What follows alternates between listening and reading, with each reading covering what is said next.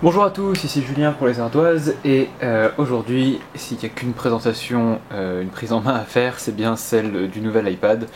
Donc là voilà, alors petit challenge pour les gens qui vont regarder cette vidéo, lequel est le nouvel iPad?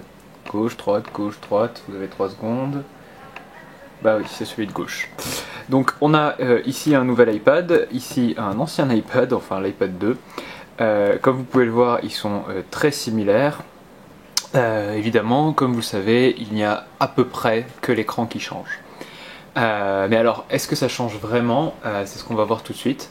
Donc, je vais vous faire une petite démonstration de ce nouvel iPad. Donc, comme vous pouvez le voir, la smart cover marche parfaitement, hein. Il n'y a pas besoin de racheter la smart cover. C'est la smart cover de l'iPad 2. Alors, on va débloquer. Voilà. Donc là, vous êtes face à un écran Retina de très haute définition et c'est à peu près, enfin c'est très certainement ce qui se fait de mieux sur tablette tactile à l'heure qu'il est. En tout cas qui est disponible sur le marché. Parce que le problème avec les autres constructeurs, c'est qu'ils ont annoncé des écrans, mais rien n'est encore disponible. Comme vous pouvez le voir, c'est resté très similaire, hein. On ne va pas dire qu'iOS a fait d'énormes changements. On est toujours sur un écran, on est toujours sur un système de bureau avec des applications directement dessus. Alors voilà, je vais vous montrer des choses pertinentes qui fonctionnent bien avec ce nouvel écran. Si on prend le Kindle par exemple. Comme vous voyez, l'iPad c'était peut-être pas la meilleure chose pour lire, mais désormais avec une telle précision dans l'écran, on arrive à avoir une qualité de lecture qui approche celle du livre. Il suffit de régler la luminosité et les couleurs. Par exemple, là je suis dans l'application Kindle qui a été repensée pour avoir un rendu qui est vraiment très proche de celui d'un bouquin. Pour vous dire, là on ne voit absolument pas les pixels. En lisant c'est très plaisant, bon ça reste très fluide et on a évidemment tous les avantages d'un écran tactile. Comme vous pouvez le voir là, j'ai le livre affiché. Je vais peut-être vous montrer la différence avec l'ancien iPad pour que vous voyez, en espérant que j'ai aussi le bouquin. Ouais, je l'ai, parfait. Donc il est là, voilà, yes. On va se mettre ici. Voilà. Donc bon, je sais pas si vous pouvez voir la différence en vidéo, mais moi c'est clair, je la vois très bien. Il suffit simplement de passer de l'un à l'autre pour s'apercevoir que l'écran Retina Display apporte énormément pour ce qui est de la police, des polices. Donc là c'est clair et net, on est un peu flou à droite et c'est parfaitement net sur la gauche. Bien plus précis, les traits sont bien plus nets, les contours des polices sont bien plus clairs, bref.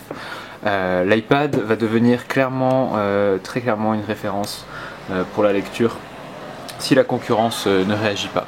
Alors après, comme vous pouvez voir, certaines applications ne sont pas encore passées en Retina. Donc vous voyez Splashtop HD par exemple, l'icône n'est pas encore bien faite, alors que quand vous voyez l'icône Kindle, on ne voit absolument pas les pixels, tout simplement parce qu'ils ont déjà sauté le pas et ils sont déjà passés sur une version adaptée à ce nouvel iPad.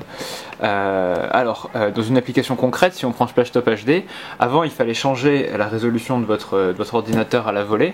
Ici, je vais me connecter à mon PC. Voilà, je vous montre pas le mot de passe. Voilà. Donc je me connecte à mon PC. Et comme vous pouvez voir, vu que j'ai un écran en 1920 par 1080 sur du 27 pouces, il se fiche complètement de changer la résolution. Il prend vraiment tout l'écran. Et évidemment, on va donc pouvoir zoomer sur les parties de l'écran s'il veut bien. Ah, ça c'est l'effet démo, ça marchait tout à l'heure. Allô? Oui, voilà. Donc voilà. Donc là on retrouve cet avantage d'un écran un peu plus bien mieux défini. Donc là vous voyez Twitter, mais je peux vous montrer un site internet par exemple. Voilà. Là on est sur les ardoises. avec Splashtop, on arrive à avoir réellement la résolution de l'écran sur la tablette. Alors, si on prend le navigateur, parce que c'est quelque chose qui est intéressant, on va prendre Safari. Pas aller sur Facebook, voilà. Donc Safari, c'est pareil, on reste sur les mêmes remarques, il suffit de... Voilà, vous voyez à peu près comment on arrive, quel niveau de précision on arrive à atteindre sur les polices. Et ce qui est assez fascinant, c'est pas tant le zoom que le dézoom, c'est-à-dire que la page, comme ça, on voit encore très bien ce qui est écrit, et les pages peuvent être beaucoup plus petites. Ça peut être beaucoup plus petit et toujours lisible. Et en fait, c'est ça la véritable évolution par rapport au premier modèle.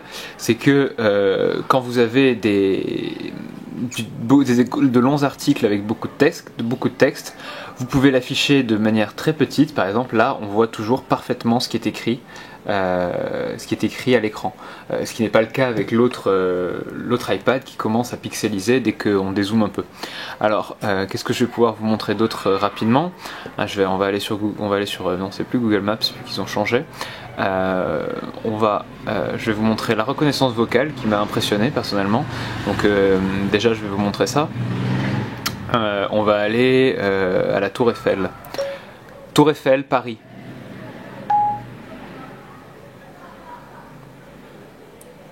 Hop, Tour Eiffel, Paris, voilà.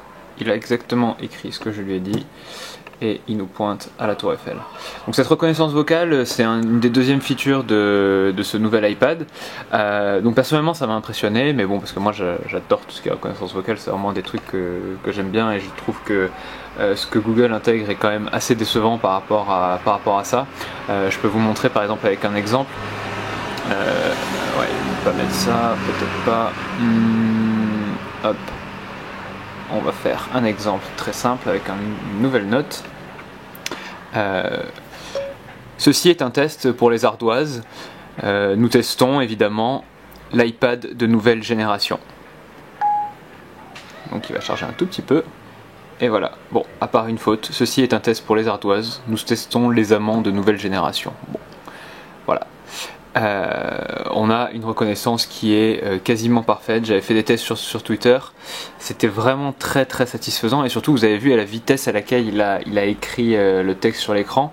On a vraiment une vitesse d'affichage qui est bluffante, et tout ça sans aucune perte de qualité. Après bon, évidemment il y a encore des petits couacs, mais pour vous dire, là je suis pas dans un environnement qui est parfaitement silencieux, et je trouve que ça marche vraiment très bien. J'ai déjà écrit un mail avec, j'ai écrit des tweets avec tout à l'heure, si vous suivez le Twitter, et comme vous pouvez voir, j'ai rien changé du tout à part ajouter des points, et ça a franchement très bien fonctionné. Alors que vous montrer d'autres? Par exemple, on va prendre un jeu qui était pas adapté pour l'iPad. C'est un jeu iPhone qui devait s'agrandir sur l'écran de l'iPad 2, et qui cette fois est toujours en mode agrandi, mais comme Apple a affiné les polices, c'est beaucoup plus beau sur l'iPad nouveau que sur l'ancien. On avait avant, je vais vous montrer, c'était super pixelisé. Si vous regardez ici, il y a de gros pixels apparents sur le Play par exemple. Je sais pas si on verra bien sur la vidéo, mais c'est le cas. Et là, l'affichage est extrêmement fin. Je dirais presque au contraire de ce qu'on aurait pu croire, que ça serait encore plus moche un jeu iPhone sur iPad. C'est le contraire. C'est bien plus beau qu'avant. On a clairement fait un progrès, parce que toutes les polices par défaut ont été affinées. Et donc là, le jeu iPhone tourne parfaitement sur iPad. Il est bien plus beau qu'avant. Et c'est vraiment quelque chose qui m'a impressionné au premier contact avec la bête, alors que je m'attendais vraiment à avoir des graphismes bien plus crades, vu qu'il faudrait qu'il s'affiche deux fois plus de pixels, mais ce n'est absolument pas le cas. Alors donc voilà pour les jeux. Donc c'était donc une très bonne surprise pour le coup. Et on va passer maintenant par exemple à une application qui n'a pas eu, non bah, évidemment c'est pas celle-là, une application qui n'a pas eu encore l'affinage, c'est celle de Canard PC. Alors, elle est sortie il n'y a pas très longtemps, mais ça n'a pas encore été affiné. Donc, comme vous pouvez le voir, on a encore des tout petits pixels qu'on aperçoit sur les polices, c'est-à-dire que ça bave un peu sur les côtés, mais grosso modo, je pense que quand l'application sera officielle et qu'elle sera officiellement compatible avec des Retina display, l'iPad va devenir un des meilleurs lecteurs de magazines jamais conçus, quoi, du moins virtuel. Comme vous voyez, on s'en aperçoit un peu plus dans les zooms que ces polices n'ont pas été retravaillées. Parce que ça bave un petit peu, même si ça reste parfaitement, ça reste sublime par rapport à une version simple définition.